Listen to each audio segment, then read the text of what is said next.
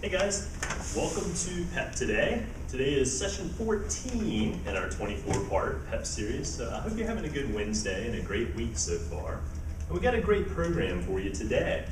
We're going to be talking about the power of accountability. We're going to do an interesting little activity today and hopefully get you rolling on some of these goals and action items that we've talked to up to this point. As always, someone's going to get us up and active and moving today.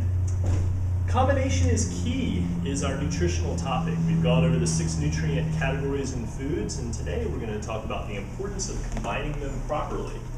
And then a quick discussion on antibiotics and probiotics as well. But first, as always, we're going to start off the session with some positive words. So if you guys can pull out your affirmations of growth card. We're going to start out on the wealth side first. On 3. After me, repeat with energy and passion. 1, 2, 3. I am appreciative of time and every moment I am alive, especially now. I invest my time daily in my most valuable asset, me. I am grateful for everything in my life, whether it's a blessing or a challenge, tremendous or tiny. I am a motivated, self-starting doer who shuns procrastination and hesitation. I will use my experiences, whether good or bad, right or wrong, to evolve, learn, gain wisdom, and grow. Health side, on 3. 1, 2, 3. I may not be a doctor, but I'm earning a PhD in practicing health daily. I will underwrite my own insurance policy and do everything possible to maximize my life and protect my health. I will achieve wellness by creating balance in my life. I realize that my greatest wealth is in my health, and I strive to become wealthy every day. I am strong, beautiful, unique, energized, and passionate, and I'm getting healthier, happier, and more successful day by day. Turn to your neighbor, give them a high five, and say, are you ready to grow? Ready to grow? Ready to grow? All right, have a seat, guys. Today's motivational message comes from a best-selling author who has managed to stay on the New York Times bestseller list for over 20 years, and that's Stephen Covey. He wrote an excellent book called The 7 Habits of Highly Successful People. If you haven't read this book, I would highly recommend it. It's in my library, and it's one that I reference quite often. But his quote will lead us into our accountability topic today, and he says basically accountability breeds response ability. So what does that mean? Not accountability. In my opinion, probably one of the best ways to motivate yourself to stay motivated and to stay in pursuit of a goal is to elicit the help of an accountability partner. Now, an accountability partner should be someone who you trust and you know well, and someone who you don't want to disappoint, and also someone who's afraid to tell you like it is. If you're making a mistake, they're the ones that are going to be like, you might not want to go down that path, or they're the ones that are going to push you even through tough times and not succumb to your excuses, so to speak. Now, accountability could be one person, or it could be a bunch of people. For instance, I did a little video blog on a personal challenge that I was doing that started back in January, so I put a video out and put it out there to everybody. So I had all kinds of people coming out of the woodworks cheering me on or being my accountability partner, and that was a very powerful tool. Mike W. over in Auto, he announced a goal back at your kickoff back in January. So now, he's got a whole 300 employees that are his accountability partners who are going to cheer him along and push him along as well. So, with an accountability partner, what you want to do is you want to set some sort of schedule or routine where you're talking on a daily or a weekly basis, and maybe even meeting face-to-face on a monthly basis. It's often easy to put things off yourself, or to cheat on yourself, or to make excuses for yourself. But when you know you have to answer to somebody else who you value and whose opinion you value and don't want to disappoint, you're going to go out of your way to make sure that those action items are done. And accountability partners have been a very important part of my life. So I'm going to share with you 5 reasons why I want an accountability partner and 5 reasons why I continue to use one. First of all, it makes me more focused. I'm a Pisces, true to form. I'm all over the place. I'm a creative spirit, so I'm constantly coming up with the next idea. My accountability partner helps me kind of reel things in a little bit and say, okay, that's a great idea. Let's put it over here on the shelf for a moment. Number two, I stay the course better. When I'm working with an accountability partner, he reels me in, keeps me on course, and I oftentimes found that I was starting a lot of projects that I wasn't following through and finishing. So that accountability partner says, you are not going to B and C until you finish A. So it's a great resource to make sure I'm following through and completing. Number three, I'm more honest and real. Like I said, it's easy to convince yourself that I can do this tomorrow, or this is more important, or I'm spending my time wisely. That accountability partner can see you from above, and they have that third-party vision, and they can say, no, this is the big picture you share with me. These are the goals that we're working on. So, be honest with yourself and the accountability partner.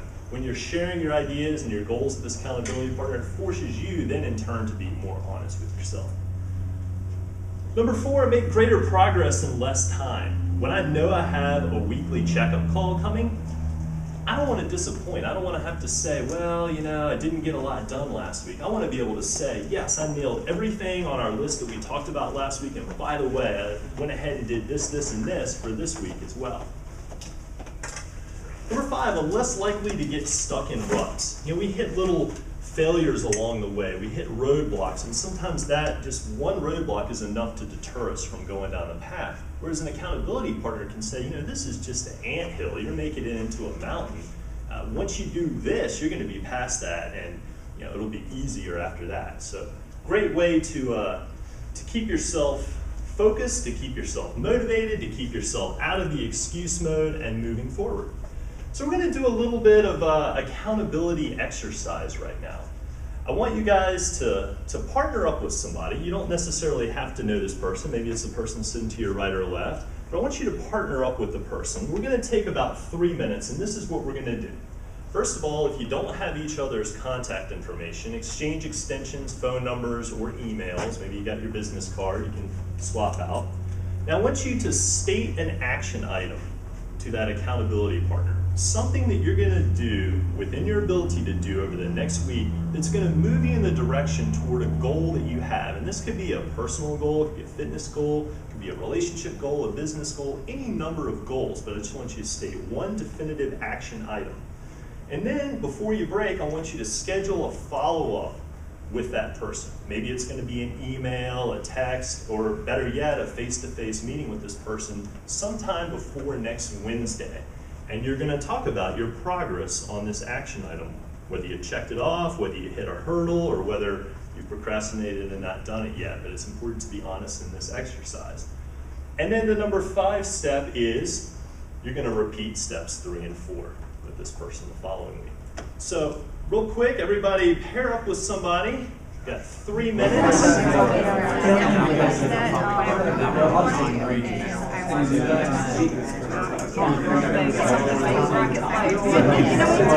trying to take all that, what Tony talked about, I'm just trying to, that's my whole project, so what it really is, the goal is.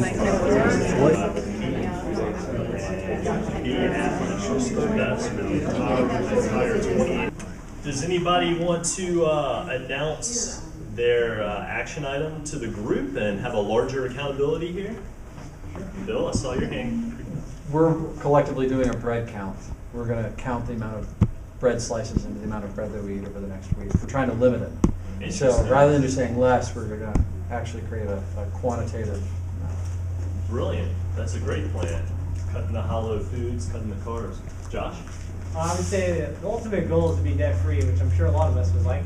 But I kind of came up with like a realistic goal, like a time frame. Said the whole elephant kind of broke off the leg and we're going to chop that into pieces.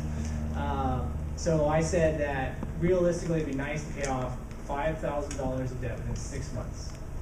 So we'd have to put in, I'd have to start putting in like $800 to $900 a month to get to that point. So we're kind of starting to break it up into small steps. So in the next week you're going to put $200 in this account? Yeah, believe so. That's a lot sooner than I had planned for it. I'll tell you what, why don't you just give it to me, Josh? It'll acquire interest, yes. And Bill and Arnie, you guys can take your bread over to the food bank and donate it to them as well. Anybody else have an action item over the next week they want to share? Put it out there to the group, make yourself accountable. I gotta lose a pound this week. 1 pound, all right. We're pulling for you. What are you going to do to lose that pound in the next week? I'm eating more raw food and less, well, I'm already hardly eating any processed stuff, but I'm going to back some more wherever I can find. Excellent. And try to add one more exercise this week.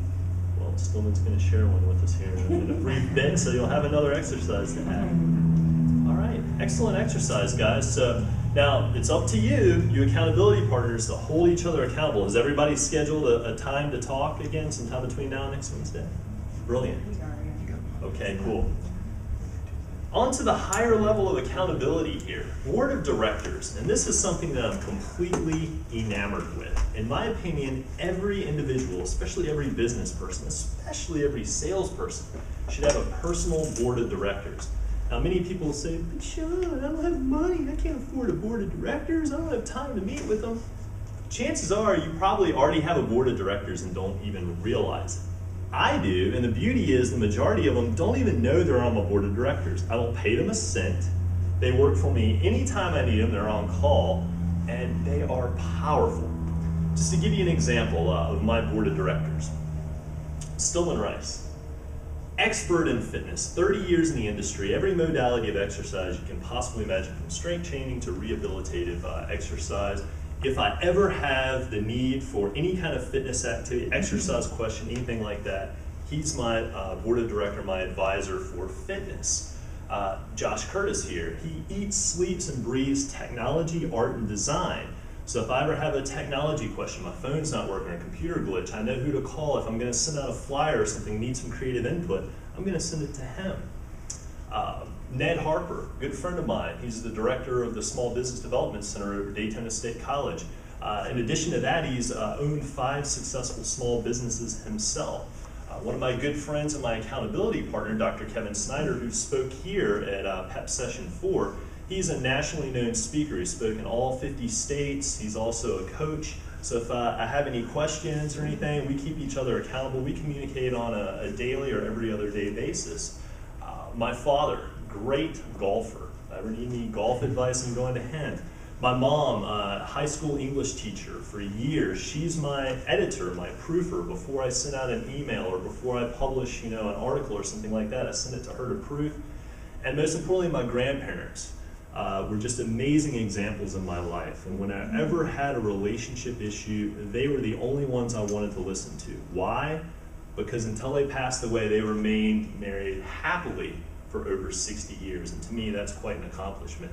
So when lots of my guy friends who were players, or lots of my friends who have been divorced tried to interject their relationship advice, I would stop them and thank them and take it with a grain of salt. But I want to get my advice from people that are experts in these different fields. So you probably already have that in your life and you don't even realize it. So start thinking about your board of directors, what it currently looks like, what positions are vacant, what positions you might need to fill. Think about where you're weak and where others are strong and how they can complement. And then think about what people call on you for. We talked about this early on in the PEP program, your value proposition. Your value proposition, you can discover that based on what people go to you for. People are always coming to you for cooking advice. April, we had a discussion earlier about baking, excellent baker. So now I know if I ever have a question, why isn't this thing rising? I can call on April and she can probably tweak the dials for me. Save me tremendous amount of time and trials and tribulations. So raise your hand if you have an existing board of directors right now that you utilize. Majority of the room, pretty much everybody. Raise your hand if you're on somebody else's board of directors, if somebody else calls on you regularly for specific advice. It's powerful, isn't it? It feels good to help somebody and then in turn to be able to call on somebody else when you're in a time of need, right? So on the board of directors, you'll want your accountability master. And this is probably the one person that's going to be aware of the board of directors. So that accountability partner of yours, they'll be in on a large majority of the workings of your life. Now this accountability master is going to hold you to task. They're going to be the ones that are going to call you out when you're slacking off. They're going to be the ones that are going to squash your excuses. And if you hit a valid problem, they're going to be the ones that are going to help you, direct you to the right board member to help you. The motivator. We all need a cheerleader from time to time, right? So you're going to have a motivator, a person that is going to be your support team, when you get down in the dumps, when you have a couple of failures, when you're not feeling quite yourself, they're going to be the ones that are going to pick you up, dust you off, cheer you up, and send you back out on your way. The trainer. This position is critical. I think we can never have enough leadership, especially if you're in sales or you're in business. The trainer is someone who is well-groomed in leading. They then, in part, can teach you how to be a good leader. Many different ways to lead, through inspiration, through motivation, and lastly, coercion sometimes is essential as well. But this leader can help you train others to buy your products, or to use your services, or to see a value in what you're offering. The connector. This is critical, and I pride myself on being an excellent connector. But a connector is someone who is well networked. When you look at their Facebook page, they got people commenting all the time. They got a couple thousand friends. They're in all these different organizations.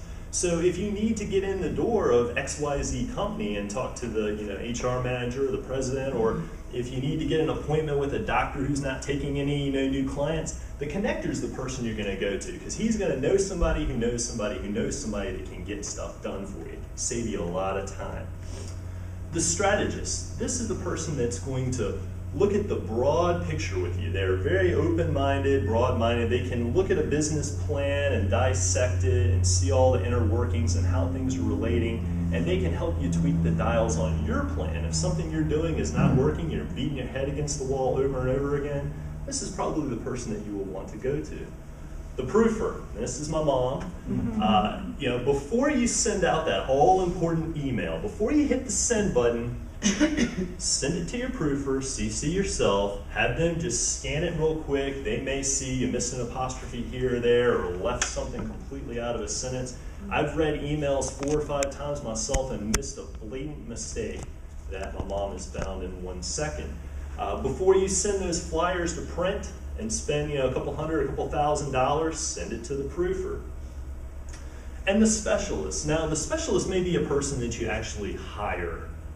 The specialist might be someone like a technologist or a designer or a personal trainer. This could be a healthcare provider or a yoga instructor, any of these. So this one position could be a paid position on your board of directors. Or you could just have a friend who does it, who's on your board of directors for free.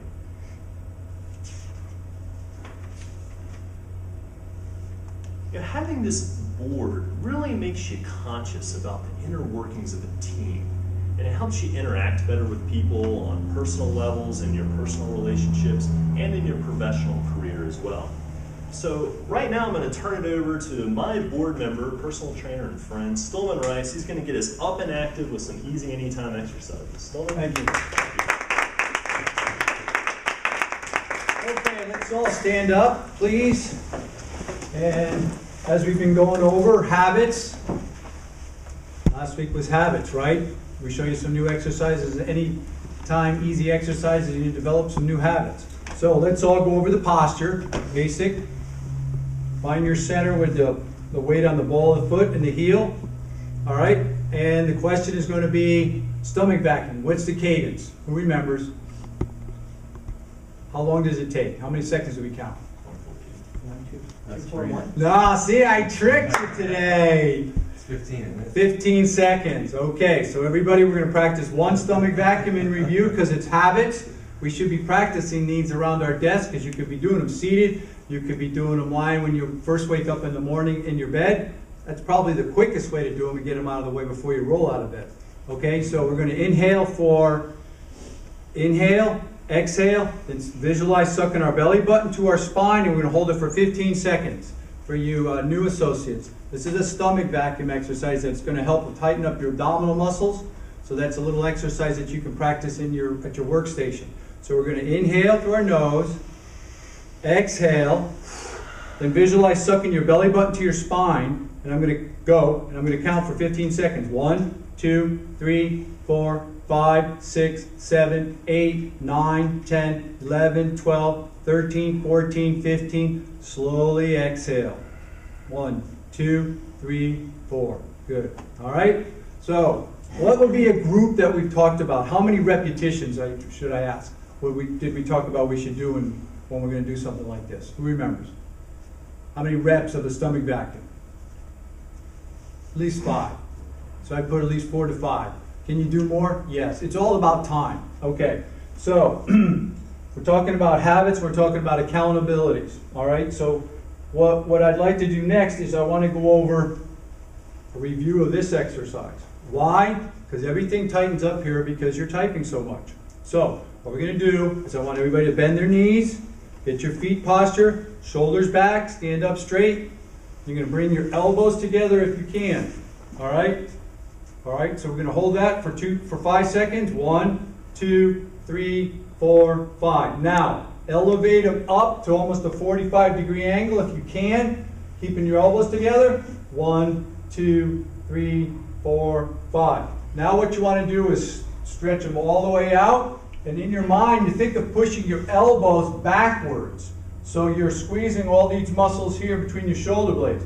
1, 2, 3, 4, 5. Now take your right wrist, grab your left wrist, and let's slowly lean to the right. 1, 2, 3, 4, 5. Back to center. Left wrist, grab right wrist, slowly lean to your left. 1, 2, 3, 4, 5. Okay. All right, does anybody have any major back issues? Anybody have some back issues? All right. So last week we went over some stretches that you could do in your chair for your back, if you remember, your back and your hips. So all we're going to do today is something really basic. You're going to get your posture. Just watch first. You're going to keep your knees locked. All right? Now what we're going to do, because we sit, is our hamstrings and our butt muscles, they tighten up.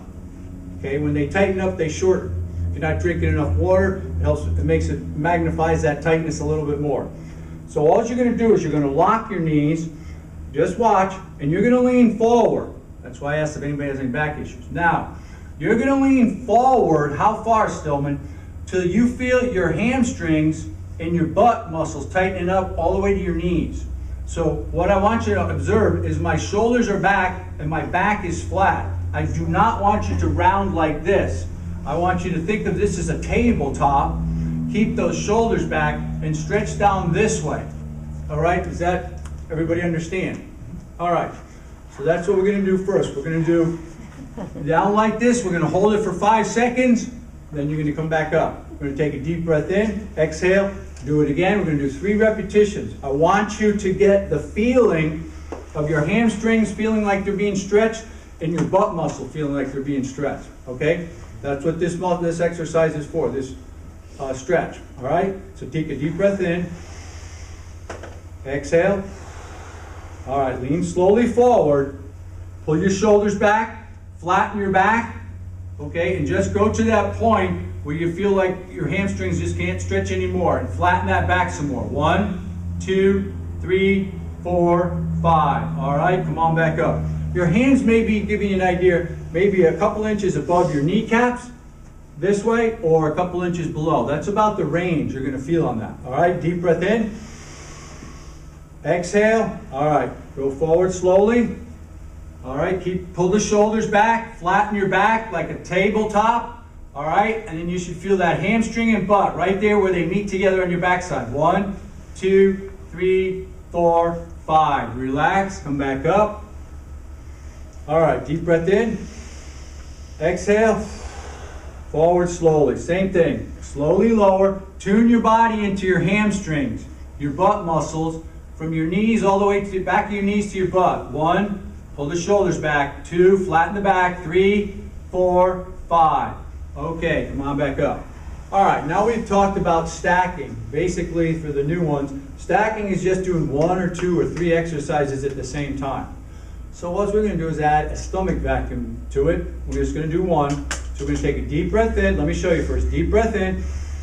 Exhale. Suck in my abdominals. Then I'm going to lean forward and find that position. And then hold it for 5 seconds. And come back up and exhale. All right, so that's the first stack, and then we'll do 1 more after that. All right, does everybody have it? All right, deep breath in.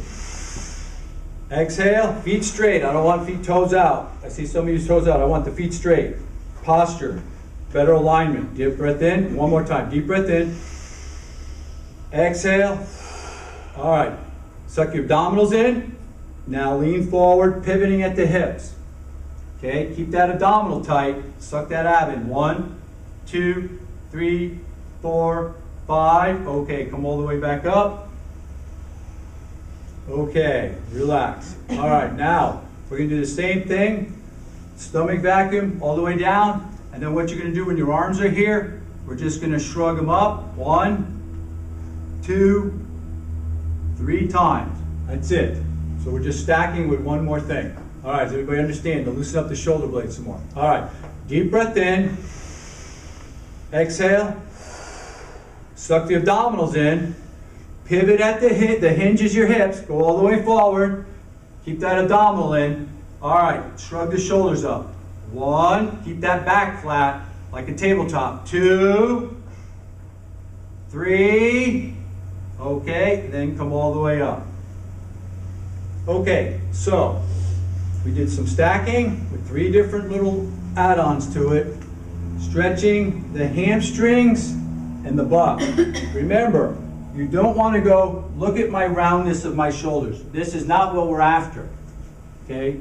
The difference is, watch my shoulders and watch my lower back. See how flat it is? So I'm not able to go past here because my hamstrings are just, and my butt muscles are so tight, they won't go anymore. Now, difference than doing this. See, my knees were still locked. Does everybody understand the difference? So that's where you want to feel it. Because when you flatten your back, you're going to pull on those butt muscles and that hamstrings. Okay? Does it help you understand the difference? All right, back to you, Sean. Excellent. Thank you, Stillman. The beauty of Stillman's Easy Anytime exercises is that you can do them relatively easily, anytime, anywhere. And what I've found, because I do have some, I didn't raise my hand for back issues because I'm dealing with them naturally through these kind of exercises. I'm able to get a grasp on my health and to stop my back from aching. So when you're sitting in that chair all day, set your phone, a little reminder to go off, once in the morning, maybe every other hour throughout the day, or do a morning, afternoon, where you just get up for 1 to 3 minutes at a time and do this. So in the spirit of accountability, what I would like for you guys to do over the next week is to shoot a picture of you doing an easy anytime exercise, either at your workstation or at home. It can be anything. And email it to Stillman or myself before next Wednesday, and you never know, there might be a special prize or incentive or something for those of you that do. So if you can do that for us, raise your hand and say aye. Aye. Aye. All right, you are now accountable. Okay, so we've covered the 6 nutrient categories of food. Anybody remember what all 6 of those are? Anybody want to share their knowledge, their memory with us? William? Protein, carbohydrates, fats, vitamins, minerals, and water. Brilliant. 2 weeks in a row he's done that. 2 weeks. And you know what he did with his other little cling, don't you? What'd you do with your Left claim? in my locker. Whoops. That was the B vitamin one. Yeah. Sorry. So today we're going to focus on combination, because it's not just what you eat, it's how you eat it and what you eat it with that matters the most. And unfortunately, our standard American diet, or SAD as I've nicknamed it, is based on one of the worst food combinations you can possibly eat, and that is meat and potatoes.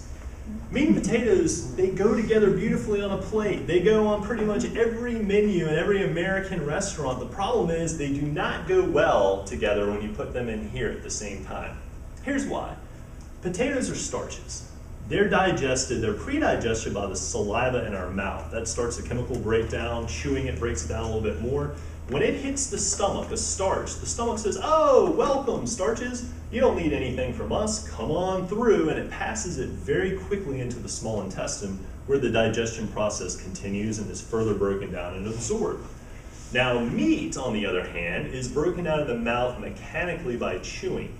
Not a lot of chemical digestion taking place in the mouth. I challenge you, take a bite of a baked potato and just put it in your mouth and just hold it there and just salivate on it for a minute or two. It's gonna literally just almost dissolve and turn into mush. Take a piece of meat, cut off a piece of steak, put it in your mouth, hold it there, hold it there, hold it there, and wait and see what happens. It's still gonna be there.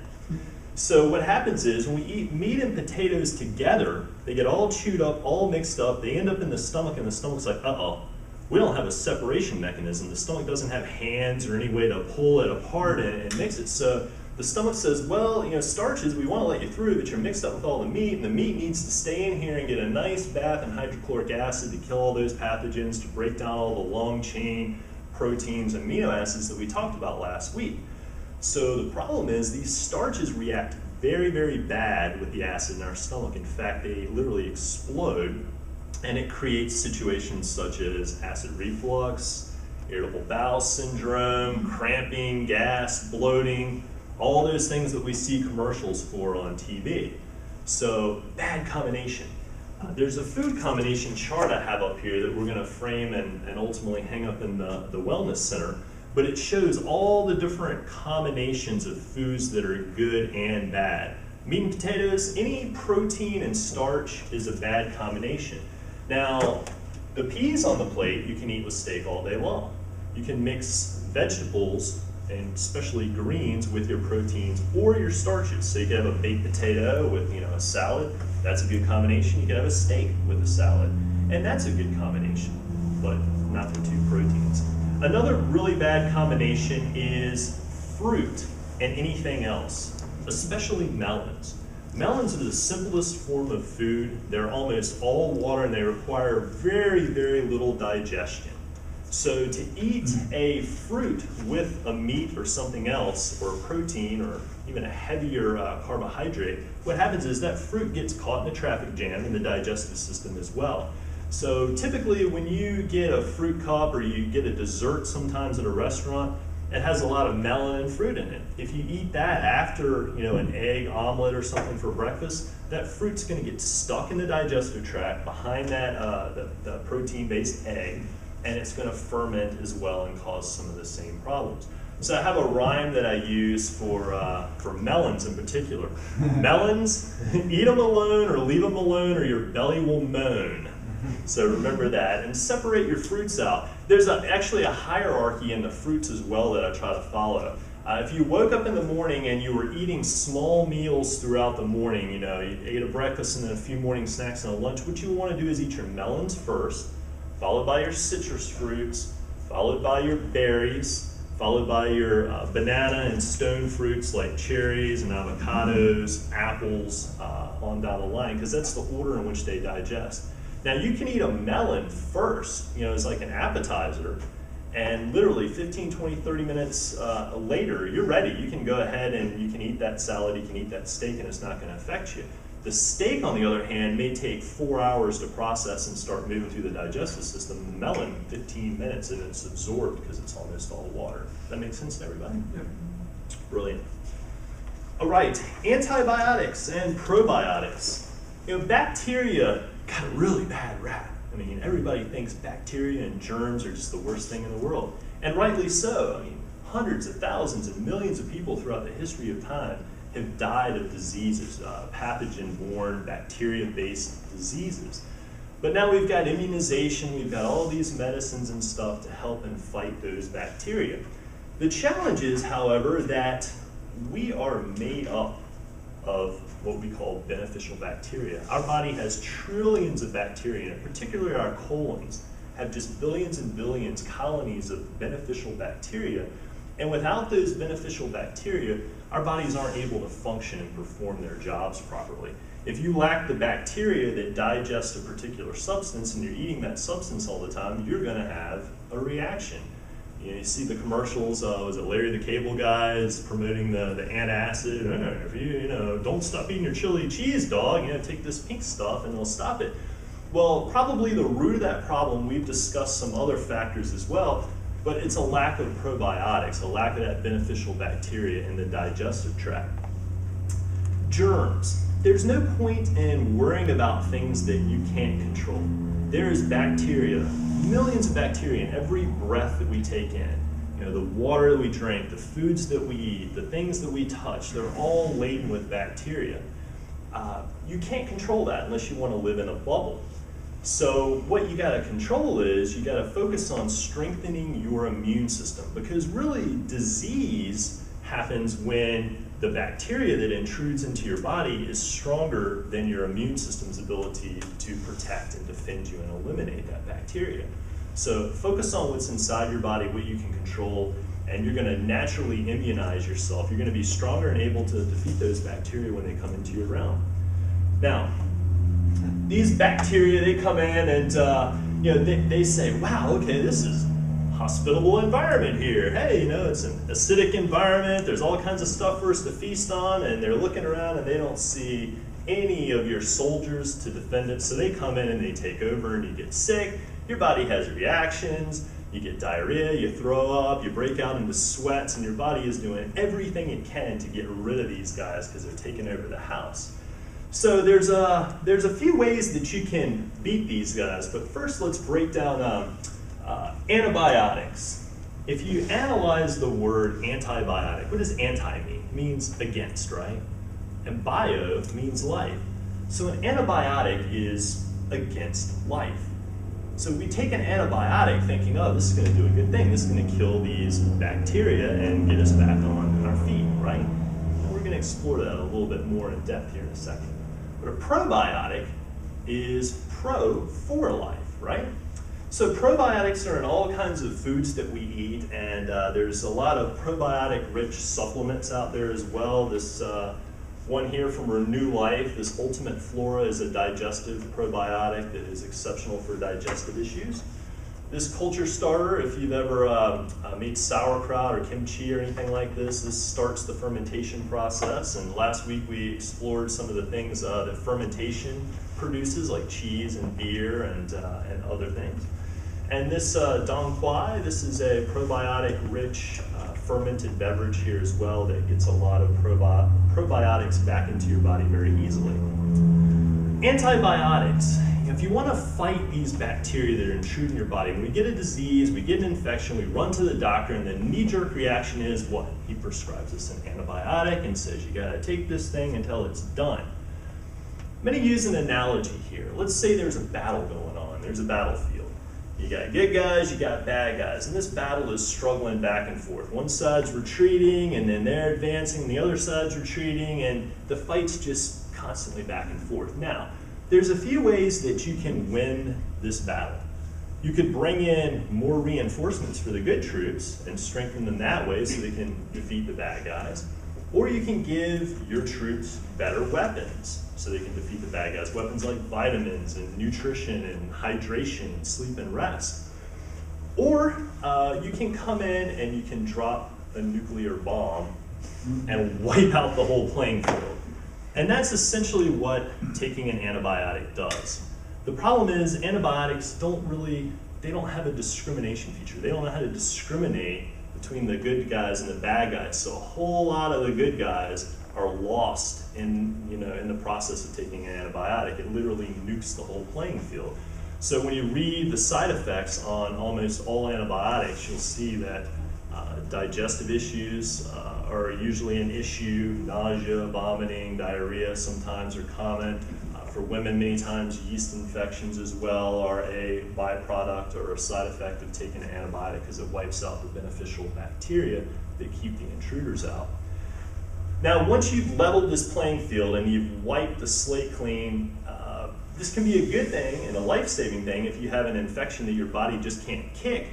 The problem is the next guys back onto the battlefield have free reign of the place and they can literally take over. So if you're on an antibiotic, once it's done, I would recommend immediately going to some sort of probiotic to get beneficial bacteria back into your body and replenish your body's reserves.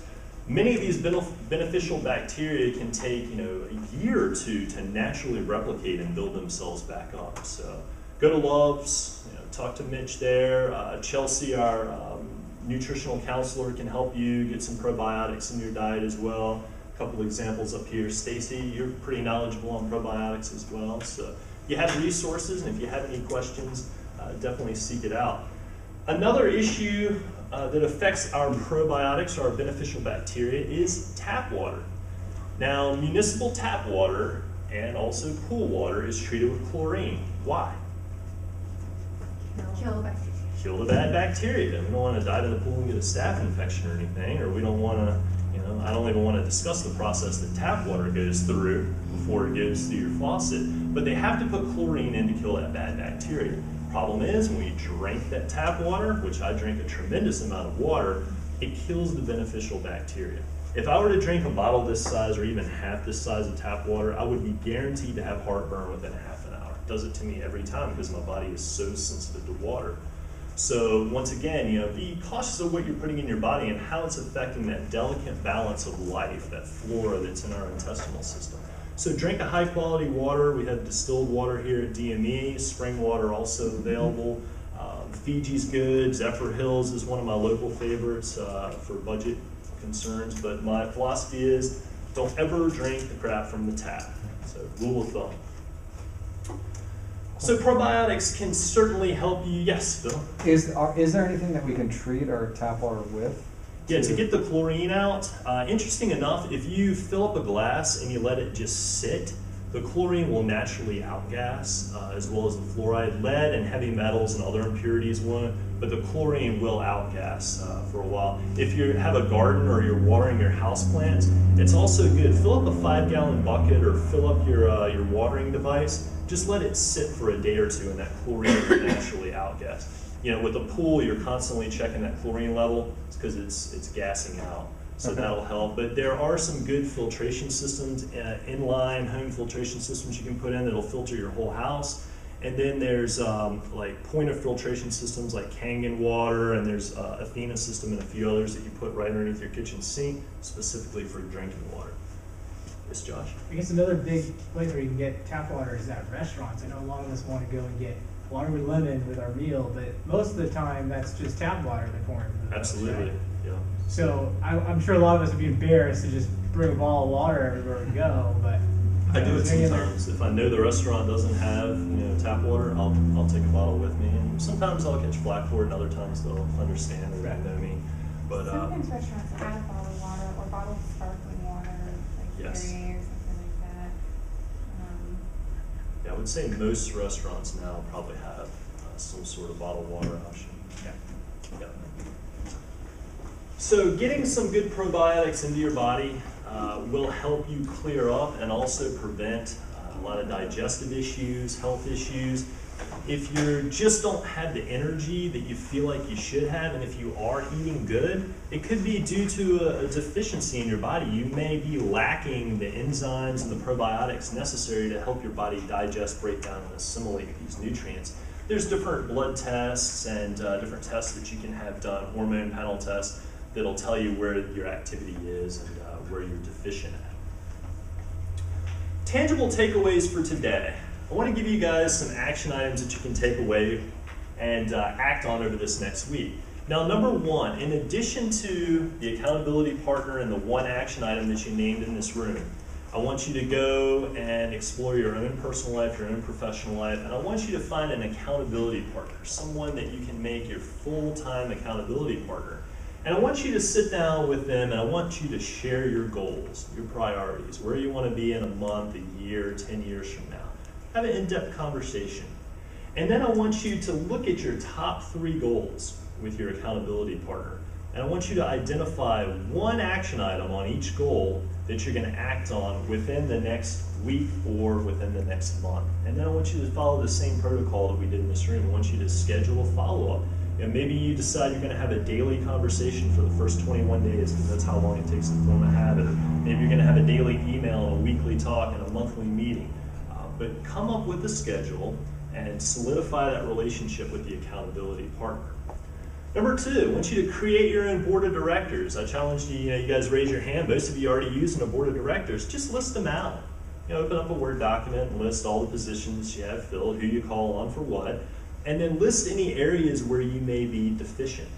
Then you go back to your accountability partner and say, hey, accountability partner, do you know anybody that's really good at X, Y, Z? And then they may say, yeah, actually, I call this person all the time. And guess what? You've just merged board of directors. Number 3, I don't want anybody in this room to be sad anymore. So no more meat and potatoes. I'm not going to get on my vegetarian soapbox and tell you you got to be a vegetarian by any means, but if you're going to eat meat smart. Whatever you eat, whatever you're putting in your body, realize the whole purpose of eating is what? It's to nourish the body and to energize the body.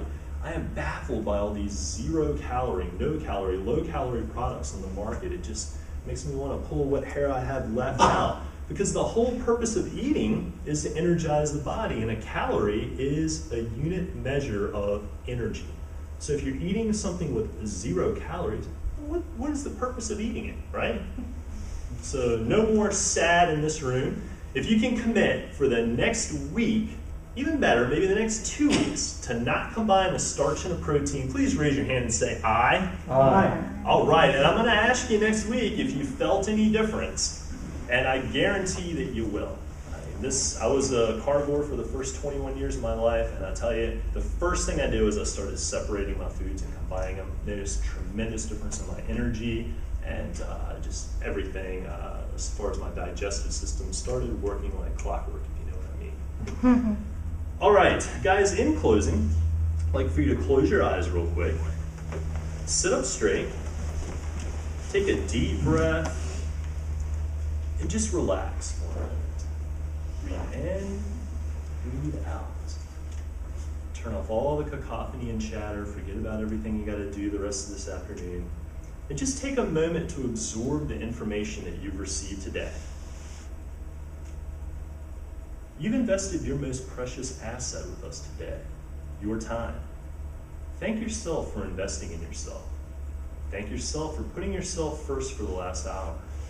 Thank your mind for opening up and receiving new information. Thank your body for every breath you breathed, every heartbeat you pumped, and every eyelid that blinked. Thank the workforce of trillions of probiotics and microbes in your body right now that are your partners in life support system working non-stop to keep you alive. Thank the universe for all the potential it has to offer you. And most importantly, thank you for being you. Open your eyes, please. Knowledge is power. We've empowered you today. The gift is now yours. What you choose to do with it is up to you.